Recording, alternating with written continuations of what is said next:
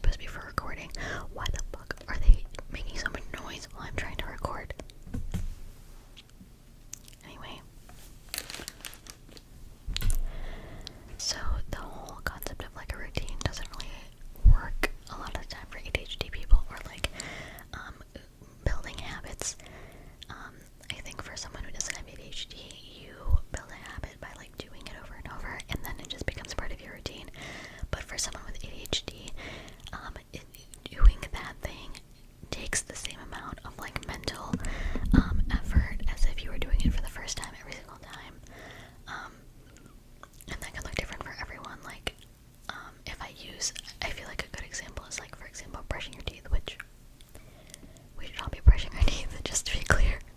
But like the difficult, like, it's not difficult, but to get yourself to do it in the first place can feel difficult for people, and I think that's true of people with ADHD, and it can be true of people with, you know, depression or like anxiety or OCD or XYZ. All of these are like mental illnesses or like disorders because you should be doing those things easily and normally, but a lot of times it feels hard to, for whatever reason. Your brain is having some kind of mental block to stop you from doing it. And to be clear, I do brush my teeth, but I just feel like it can be like it's just one example of like a small thing. Maybe a better example is like eating breakfast. Like I'm really working hard these days to try to get myself to like eat a regular breakfast, and honestly, it's actually not working. I wouldn't say that I'm working really hard at it because I actually haven't really been doing it, but like for someone who doesn't have ADHD, they will just wake up and make breakfast. But for someone with ADHD, it might be very difficult to get yourself to do that, even though like that is the thing that is going to like give you energy and protein and XYZ to get you through the day. So those are just some examples of like basic things that I feel like just work differently in an ADHD person's brain sometimes. What else? Yeah, so like in terms of the like dopamine thing, I feel like this video is partially for people who don't like know what ADHD is, but I also feel like I want to just like share some things that I've learned about myself or things that help me for anyone who may have the same issues. Something that I've noticed is, you know, like since you can't get yourself to do things necessarily to get dopamine at the end, I read something about how someone with ADHD might need to get the dopamine releasing thing while you're doing the activity. So, for example, like someone who is, I think, maybe, I don't know if this is the best example because I think a lot of people like to drink like a beverage while they're working, but let's just say like for someone who is neurotypical or whatever, doesn't have an ADHD, they like will finish their essay and then they'll get themselves a treat. That doesn't really work for people with ADHD. You kind of have to like eat the treat while you're doing the essay type of vibe. Like I have to like come up with coping mechanisms, ways to like kind of trick myself into doing things.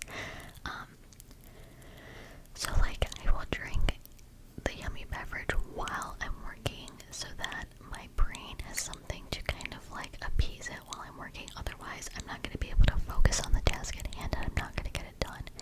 And, you know, there's no wrong or right way to do anything. Like, something that I'm realizing at my big age of 27 is like, I kind of just have to do things that will get me through the task,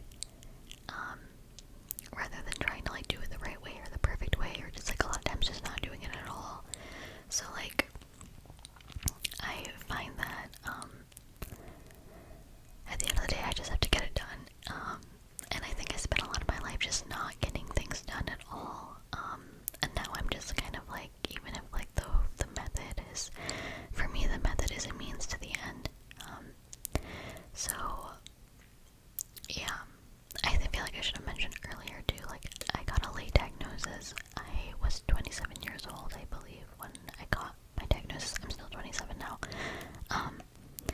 And so that, I think, you know, makes a difference too, because I spent a lot of my life experiencing like extreme shame and self-loathing and decision paralysis, executive dysfunction, because like I just kind of like either didn't realize that I had ADHD or I just wasn't doing anything to actually address it, which I think for a lot of different mental illnesses it can be really hard to like actually make that step of booking an appointment with like a psychiatrist or a therapist,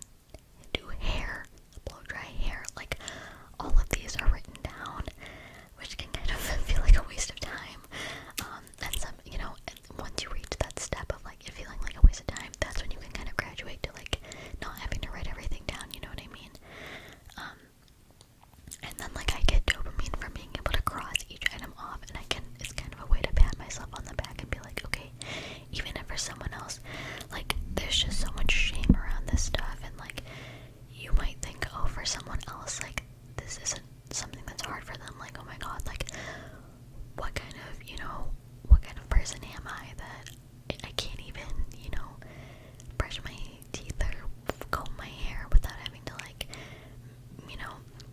congratulate myself on it. But you should be congratulating yourself, because it is harder. It is harder for someone who, if it's hard for you, then it's hard. Like, you should accept that, and then figure out ways to make it not hard, or figure out ways to congratulate yourself for doing it. I think so many people have that issue. I think I mentioned this, in my Whisper Ramble video too. Like, I just think, like, shame is such a useless emotion, and we get stuck on shame or in loops of shame where we just berate ourselves and we talk badly to ourselves in our heads, and we get into, like, pits of self-loathing, and that's just not constructive. Like, that's just literally wasting time, and just making you feel bad about yourself. And I'm a firm believer in, like, positive reinforcement. Like, it's like how, like, allegedly that study where if you, like, speak kindly to a plant versus yelling at the plant, like, they did it to different plants and one of them grew faster than the other. I'm not sure the validities of some of these studies, but I do think that there's, truth to stuff like that. I mean, if you just look at, like, studies on, like, how to help a child learn something, they're going to be it's going to be a million times easier for that child to learn something if you give them positive reinforcement on it and congratulate them every step of the way. Of course, right? Like, as opposed to yelling at them and discouraging them, making them feel bad about themselves. That turns into just, like, freaking Sisyphus pushing up the boulder up the hill. It just makes everything so much harder. So I think we should all be kinder to ourselves and each other. And if you feel like if you have been thinking for years, like, there's something wrong with you and you need a psychiatrist or a therapist's help, literally just ask someone to do it for you. I'll take them 5 to 10 minutes. So that's my PSA.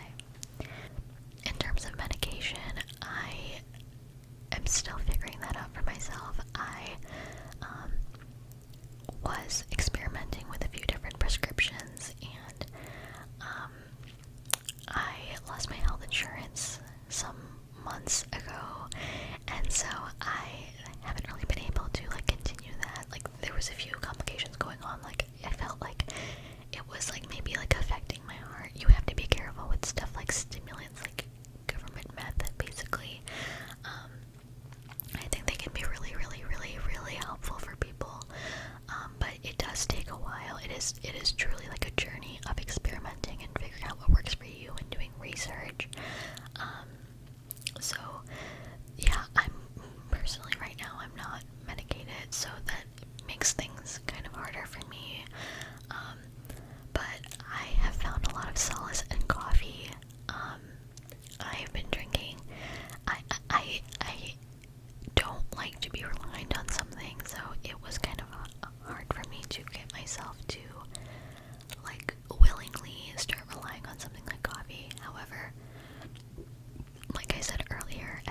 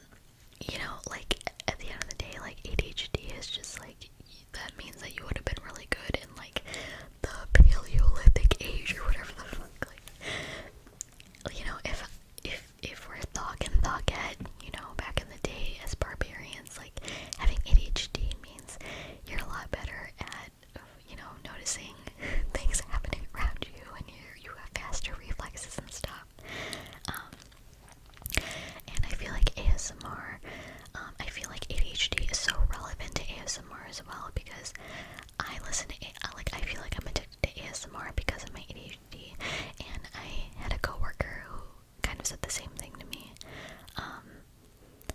That she like just listens to ASMR all day to kind of treat her ADHD, and I feel like I've been doing that for many years as well without realizing. Because it kind of just like obviously it's soothing, but like when I would need to get work done, I would literally I always have to put on my headphones and listen to ASMR as I'm trying to work, because my brain is constantly trying to ping away from the subject at hand that I need to be focusing on and trying to find something else to focus on. And so if there's just silence around me, my brain has nothing else to ping off of, and so it's kind of the dopamine thing. I feel like ASMR is really good for people with ADHD because it gives dopamine, kind of a steady stream of dopamine.